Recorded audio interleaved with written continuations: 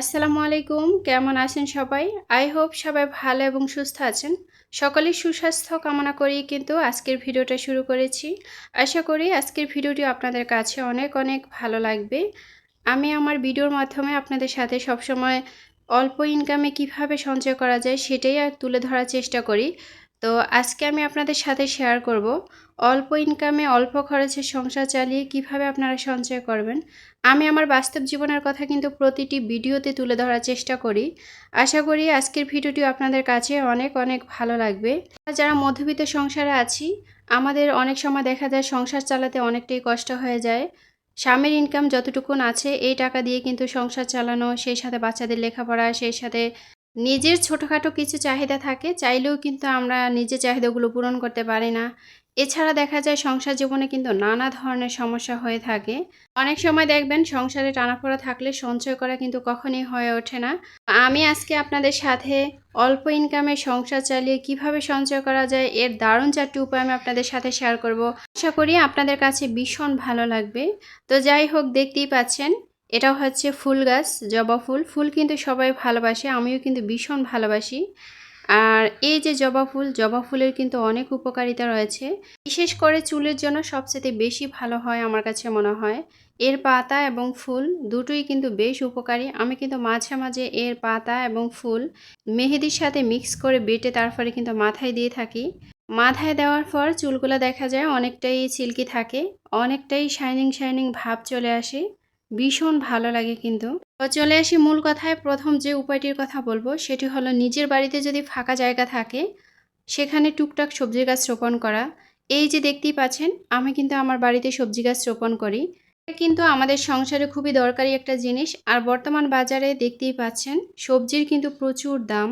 তো আমাদের বাড়িতে যদি ফাঁকা জায়গা থাকে, আমরা যদি একটু বুদ্ধি খাটিয়ে পরিশ্রম করে বাড়িতে যদি সবজি গাছ রোপণ করি, তাহলে মাঝে মাঝে কিন্তু সবজি কিনতে হয় না, বাড়ি থেকেই কিন্তু অনেকটাই সবজির চাহিদা পূরণ করা সম্ভব হয়।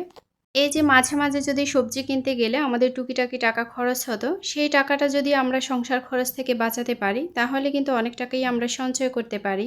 একজন গৃহিণী হয়ে একটু বুদ্ধি খাটিয়ে এভাবেও যদি সংসার খরচ থেকে কিছু টাকা সঞ্চয় করতে পারি তাহলে দেখা যায় প্রতি মাসে 4 থেকে 500 টাকা কিন্তু আমরা সঞ্চয় করতে পারি। একটু লক্ষ্য করলে দেখবেন আমাদের মধ্যবিত্তদের কিন্তু বাজারের খরচটাই অনেকটাই বেশি হয়ে যায়। এর পাশাপাশি দেখা যায় মুদি বাজারও রয়েছে, সাথে রয়েছে সবজি বাজার, সাথে রয়েছে মাছ বাজার, মাংসের বাজার। আমাদের খাওয়া খরচেই কিন্তু অনেক টাকা চলে যায়।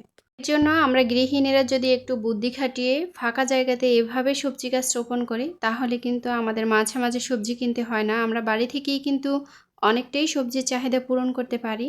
এতে করে দেখা যায় আমাদের সবজি কিনতে যে টাকাটা খরচ হতো সেই টাকাটাই কিন্তু একটা পর্যায়ে সঞ্চয় হয়ে যায়।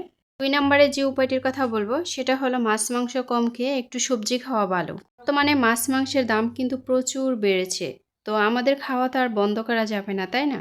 আমরা যদি রোজ রোজ মাছ মাংস না খেয়ে আমরা যদি সপ্তাহে দেখা যায় 2 দিন মাংস খেলাম, অথবা 1 দিন মাছ খেলাম, 3 দিন সবজি খেলাম, তাহলে কিন্তু আমরা সংসার খরচটা অনেকটাই কমাতে পারি। বেশি মাছ মাংস খাওয়া কিন্তু একদমই ভালো না। আপনি যত বেশি সবজি খাবেন, সবজি কিন্তু কখনো আপনার ক্ষতি করবে না। আমরা মাছ মাংস কম খেয়ে সবজিটা যদি একটু বাড়িয়ে খাই, এতে করে দেখা যায় আমাদের স্বাস্থ্যও ভালো থাকে এবং সংসার খরচটা কিন্তু অনেকটাই কম হয়। আমরা যদি বাড়িতে ফাঁকা জায়গায় এভাবে সবজি গাছ রোপণ করে অনেকটাই চাহিদা পূরণ করে থাকি, এতে করে কিন্তু আমাদের অনেক টাকাই সাশ্রয় হয়। যাই হোক, এবার ভিডিও নিয়ে কিছু কথা বলি। দেখতেই পাচ্ছেন চলে এসেছি কলা বাগানে। আর মাশাআল্লাহ নতুন নতুন কলার অনেক ছড়িয়ে এসেছে, দেখতেও কিন্তু ভীষণ কিউট লাগছে। কলা বাগানে আসলে আমার মনটা কিন্তু এমনিতেই ভরে যায়। দেখুন কলার মোচাগুলো কত বড় বড়, সেই সাথে কিন্তু কলার ছড়ি মাশাআল্লাহ। অনেকেই হয়তোবা জানেন আমি খুবই একটা পরিশ্রমী মেয়ে। আমি আমার বাড়িতে কিন্তু সবজি গাছ, ফল গাছ, বিভিন্ন ধরনের গাছ রোপণ করেছি, যেহেতু আমার বাজার থেকে কিনতে না হয়। তাছাড়া আমরা মধ্যবিত্ত, আমরা কিন্তু চাইলেও কিন্তু হুটহাট করে কিনে খেতে পারি না। তো একটু বুদ্ধি খাটিয়ে এভাবে যদি বাড়িতে সবজি গাছ রোপণ করি অথবা ফল গাছ রোপণ করি তাহলে দেখা যায় আমাদের অনেক টাকাই সাশ্রয় হয়। আমি আমার বাস্তব জীবনের অভিজ্ঞতা থেকে বলি, আমার সংসারে যে একটা খরচ, সেই খরচ থেকে মাশাআল্লাহ আমি অনেক টাকাই সঞ্চয় করতে পারি। এই যে দেখুন কলার ছড়ি, বর্তমান বাজারে এই কলা কিনতে গেলে কিন্তু প্রচুর টাকা লাগে। টাকা দিয়ে কিনে খেলে যে আমরা অনেক সময় ভালোটা পাই এমনটা কিন্তু না, কারণ সব কিছুতেই কিন্তু ভেজাল দেওয়া। টাকা দিয়েও কিন্তু আমরা ভালো খাবার কিনে খেতে পারি না। এতে করে দেখা যায় আমাদের টাকাও নষ্ট হয়, সেই সাথে কিন্তু আমরা ভালো খাবারও খেতে পারি না। তো আমি বলব আমার ৩ নাম্বার যে উপায়টি সেটি হলো আপনারা বাড়িতে এভাবে কলা গাছ রোপণ করুন। দেখুন একবার রোপণ করলে আপনি কিন্তু অনায়াসে প্রত্যেক বছর এখান থেকে কলার ছড়ি পাবেন। কলাতে কিন্তু প্রচুর পরিমাণে আয়রন, ভিটামিন, ক্যালসিয়াম বিভিন্ন ধরনের পুষ্টি রয়েছে। এছাড়া দেখবেন বাচ্চারা কিন্তু কলাটাকে বেশ পছন্দ করে। তো আমি মনে করি অন্যান্য ফলের তুলনায় কলা গাছের কিন্তু তেমন কোনো যত্ন নিতে হয় না। এতে যদি অল্প একটু ফাঁকা জায়গা থাকে, একটু যদি বুদ্ধি করে আমরা একটু খাটাখাটনি করে একটা গাছ রোপণ করতে পারি, তাহলে দেখুন আমরা প্রত্যেক বছর সেখান থেকে কিন্তু কলার ছড়ি পেতে থাকি। এতে করে দেখা যায় আমাদের সংসারে অনেক টাকাই সাশ্রয় হয়। তো যাই হোক, এটা হলো আমার ৩ নাম্বার উপায়। এখানে যে লাউয়ের পাতাগুলো ছিঁড়েছিলাম ওইগুলো কিন্তু একটু একটু করে কেটে নিচ্ছি। আর এই লাউয়ের পাতা আমি সবসময় কিন্তু হাতে কেটে নিই। দা বা বটির মাধ্যমে কেটে নেওয়া যায়, তবে সেটা চাইতে আমার কাছে সহজ মনে হয়। হাতে খুব জটপট করেই কিন্তু কেটে নিতে পারি। আর যেহেতু খুবই কচি মাত্রই গাছ থেকে ছিঁড়েছি, খুব সহজেই কিন্তু ছেঁড়া যায়। শাকের উপরে কিন্তু একটা আঁশ থাকে, এই আঁশটাকে সবসময় ফেলে দিয়ে শাকটা কেটে নিতে হয়। আমি আমার বাড়িতে সব সময় সব ধরনের সবজি গাছ রোপণ করার চেষ্টা করি, বিশেষ করে সিজনাল। আর এই যে লাউ পাতা, এই লাউ গাছটা কিন্তু একদম ১২ মাস একটু উঁচু স্থানে কিন্তু রোপণ করলে থাকে।